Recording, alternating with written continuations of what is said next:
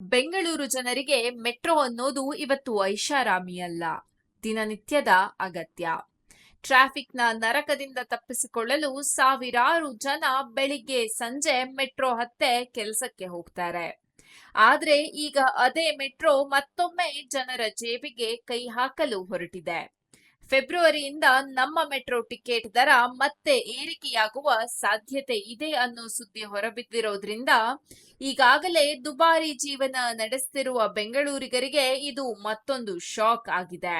Fair fixation committee ಪ್ರತಿ ವರ್ಷ ಗರಿಷ್ಠ 5% ದರ ಹೆಚ್ಚಿಸಲು ಶಿಫಾರಸು ಮಾಡಿದೆ. ಕಾನೂನಾತ್ಮಕವಾಗಿ ನೋಡಿದ್ರೆ ಇದು ತಪ್ಪಲ್ಲ ಅನ್ನೋ ವಾದ ಮಾಡಬಹುದು. ಆದರೆ ನೆಲಮಟ್ಟದ ವಾಸ್ತವ ಏನು ಅಂದ್ರೆ 2025ರ ಫೆಬ್ರವರಿಯಲ್ಲಿ BMRCL ಒಂದೇ ಸಲ ಭಾರಿ ಪ್ರಮಾಣದಲ್ಲಿ ದರ ಹೆಚ್ಚಿಸಿತ್ತು.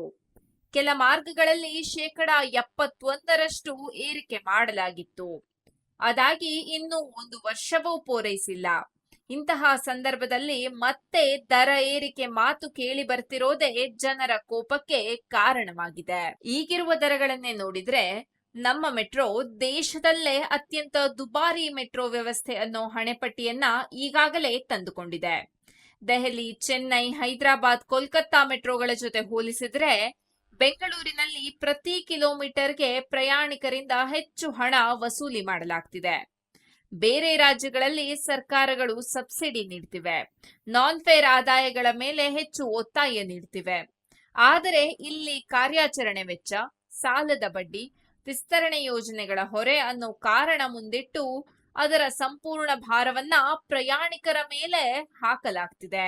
ಮೆಟ್ರೋ ಅಗ್ಗವಾಗಿರಬೇಕು, ಜನಸಾಮಾನ್ಯರ ಕೈಗೆಟುಕುವ ಸಾರಿಗೆ ಆಗಿರ್ಬೇಕು ಅನ್ನೋದು ಪ್ರಯಾಣಿಕರ ಸ್ಪಷ್ಟ ಬೇಡಿಕೆ.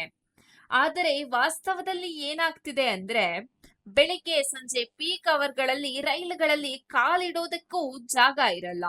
ಸಾಮರ್ಥ್ಯಕ್ಕಿಂತ ಹೆಚ್ಚಾಗಿ ಜನ ತುಂಬಿಕೊಂಡು ರೈಲುಗಳು ಓಡಾಡ್ತಿವೆ. ಹೊಸ ಮಾರ್ಗಗಳ ನಿರ್ಮಾಣ ಆಮೆಗತಿಯಲ್ಲಿ ಸಾಗ್ತಿದೆ.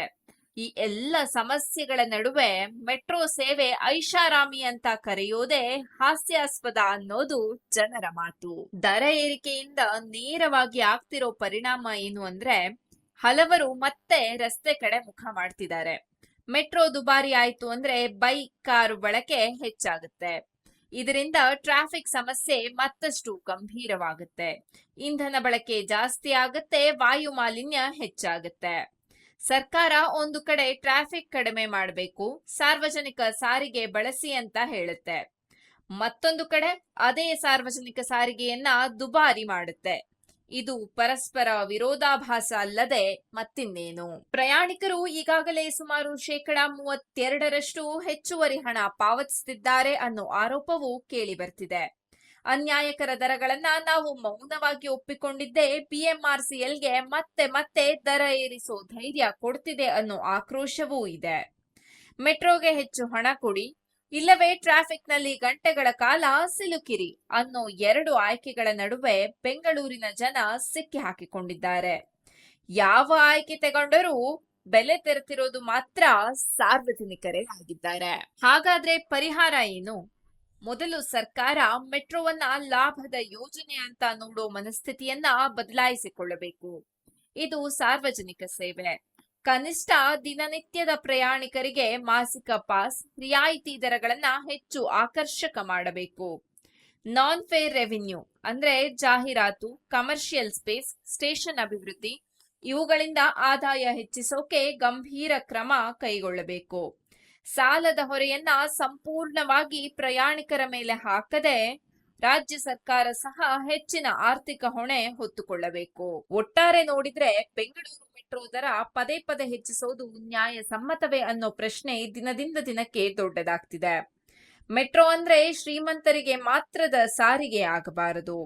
ಸಾಮಾನ್ಯ ಕಚೇರಿ ನೌಕರ, ವಿದ್ಯಾರ್ಥಿ, ಕೂಲಿ ಕಾರ್ಮಿಕ ಎಲ್ಲರೂ ಬಳಸುವ ವ್ಯವಸ್ಥೆ ಆಗಬೇಕು. ಇಲ್ಲವಾದ್ರೆ ಮೆಟ್ರೋ ಇದ್ದರೂ ಟ್ರಾಫಿಕ್ ಕಡಿಮೆ ಆಗಲ್ಲ, ಜನರ ಸಂಕಷ್ಟ ಮಾತ್ರ ಇನ್ನಷ್ಟು ಹೆಚ್ಚಾಗುತ್ತೆ. ಈಗಲಾದರೂ ಸರ್ಕಾರ ಮತ್ತು BMRCL ಜನರ ಧ್ವನಿ ಕೇಳಿ ದರ ಏರಿಕೆ ಬಗ್ಗೆ ಮರುಚಿಂತನೆ ಮಾಡಬೇಕಿದೆ ಅನ್ನೋದೇ ಬೆಂಗಳೂರಿನ ಸಾಮಾನ್ಯ ಪ್ರಯಾಣಿಕರ ಒಕ್ಕೊರಲಿನ ಬೇಡಿಕೆ.